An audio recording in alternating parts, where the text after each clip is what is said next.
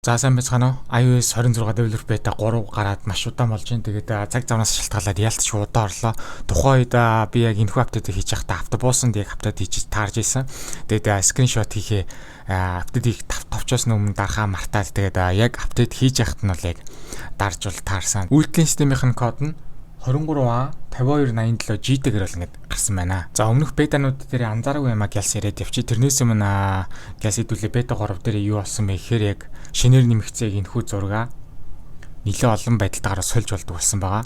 За Sky, Halo, Dusk гэдэг ийм Shadow гэдэг ийм дөрвөн сонголттой болсон байгаа. За тэгээ Dark mode асаачих юм бол бас давхар ингээд солигдож байгаа. Тэгээ нэг үгээр л 8 өөр байдалтайгаар ингэж одоо үндсэн зураг олно гэж сольж болдог ингээд болсон байх нэ.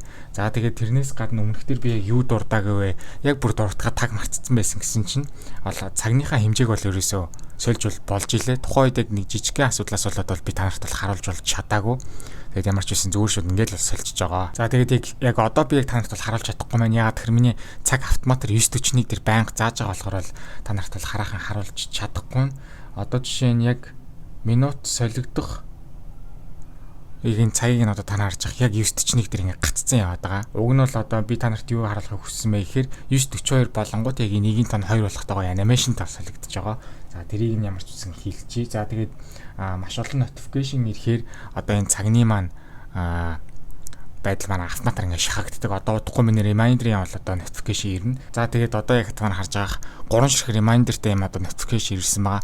Энийг ингээд хэдүүлээ дээшээ шахах юм бол цаг маань ингээд давхар ингээд шахагдж байгаа. Бүр олон болчих юм бол угсаа өөрөө шахагдаад бол харагдана. За тэгээд буцаагаад show less гэх юм бол ингээд буцаад одоо ингээд томорж байгааг та нар харж байгаа хаа. Зураг тавьсан байлаа гэхэд ингээд хөдлөх юм бол одоо та нар харж байгаах яг энэ нэг одоо номерсын хэсэг маань ингээд давхар ингээд цуг ингээд хөдөлж байгаа.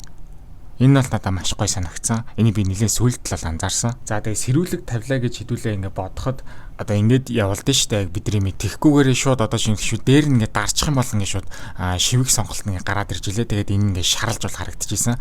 Энээс өмнө бол би анзаараагүй санамсаргүй яг ингээд мэдсэн. Сэрүүлэг тавихад бол маш гоё шинэ UI-тай болсон. Энийг би ярих гал бүр мартаадсэн. Тэгээд харуулах боломж бол ерөөсөө олдохгүй байсан. Тэгээд яг одоо 9:41-тэйгээ ч гэсэн цааталт нь явж байгаа жинхэнэ цаг дээр одоо цэрүүлэг дуурангууд яг UI миний гарах нүггүй би бас турших гад яг одоо 18 секундын дараа цэрүүлэг маань бол дуурна.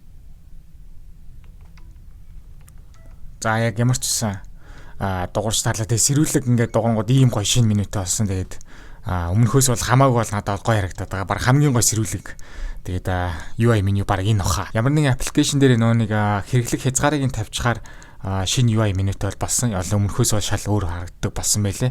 Тэгээ ignore дээрээ дараад яаж өөрчлөх гэдгийг бол ингэж бол дарж болж исэн. Тэгээд хамгийн гол нь пассворд бас асуухгүйсэн. Одоо чинь юу гэдэг чинь минут гээд дараал орчих юм шууд аппликейшн бол нэвтрээд исэн. Өмнө нь бол код хийдэг байсан. За тэгээд энэхүү developer beta 3 дээрээс яг liquid classic буюу тунгалаг байдал маань өмнөхөөсөө илүү зарим нэг аппликейшн дээр бол илүү сул болсон байна гэдэг ер нь шүүмжнүүд бол яваад байгаа. За тэгээд ерөнхийд нь бас давхар ингээд анзаарч хахад бас одоо оролдож байгаа байдал, ерөнхий ажиллагааны байдал харж хахад бас илүү өмнөх 2 бетанаасаа илүү бол одоо сайжирсан бол анзаарчихсан. За тэгээд хамгийн гол нь энэхүү тунгалаг байдал маань уул нь бол анх бол гоё байсан. Тэгээд энэ маань эргэж нэмэгдээсэй гэдэг байдлаар бол их хүмүүс бол ярьж илээ. За тэгээд хэдүүлээ зургийнхаа аппликейшн руу ороод баруун дээд болонд нь нэг ийм одоо жижигхэн лого харагдана. Тэр логон дээр хэдүүлээ ингээд дарчих юм бол зургийг нь анзаараад шууд одоо нааталт нугаа зүйлийг томсгоод ингээд одоо хөдөлгөнгүүд яг ингээд одоо юу гэмтэй 3D ийм эффект бол одоо ингээд орж байгаа. Энэ нь болохоор нэршлэн special awareness гэдэг одоо тийм орон зайн ийм зүйл бол ингээд байгаа юм байлээ. Тэгээд энийг бол одоо дэлгэсэн дээрээ зураг тавилаа гэж бодоход бас яг хөдөлгөнгүүд хэдүүлээ хөдөлж исэн анзаарч исэн. Тэрнтэй адилхан ямар ч зургийг ингээд ийм бол болгож болох юм байлээ. Тэгээд буцаагаад дарах юм бол одоо энэ томс мэл буцаад одоо жижигсч бол та нар анзаарахад нь харж байгаарай. За тэр харж байгааз яг одоо ерөнхийн нэг дээр үед ингэж яг нэг дээр үед ч гэж нэг ганц 2 жилийн өмнө нэг дарж байгаад яг одоо объектыг сонгож яг яадаг үйлдэлийг л одоо арай нэг өөр одоо бүтээлч байдалтайгаараа л Apple явд ингэж одоо ашигласан юм байлээ. За тэгээ ямар нэгэн дуудлага, мессеж, одоо reminder юу вэ хамаагүй ингээд устгангууд арай нэг өөрөөр бол ингэж харагддаг болсон юм байлээ. Тэгээд ингэх мөчд бас ардталт нэг taptic engine зэрэг мэдрэгдэж байгаа нь аюу гой мэдрэгдэж ийсэн. Тэгээд устгахаа гэх юм бол одоо нэг иймэрхүү байдалтайгаар л бол одоо ингээд ингээ үлдээчих болно, эсвэл ингээ буцаавар ачиж болно, эсвэл бүр ингээ устгахчих болно.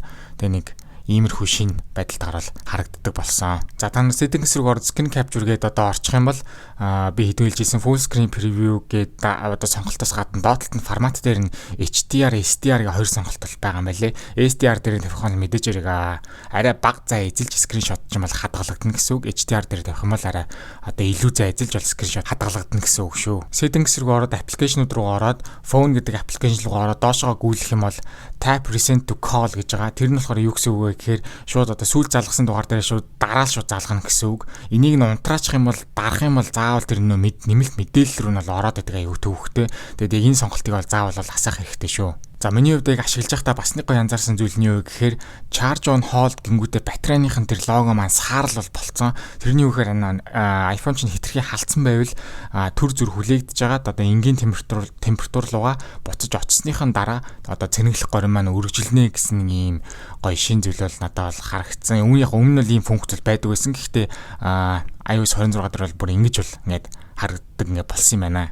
Camera-ны аппликейшнийг өмнөх яг iOS 6 дээрхтэйгээ ер нь бас төстөө харагдаж байгаа гэсэн репорт бол байсан. За тэгээ тэрнээс гадна ерөнхийн iOS 18 болон iOS 26-гийн аппликейшнийг харьцуулсан бол одоо зураг л болоод энэ ч харагдаж байна. За ер нь бол одоо интернетээр бол зөндөө явж байгаа.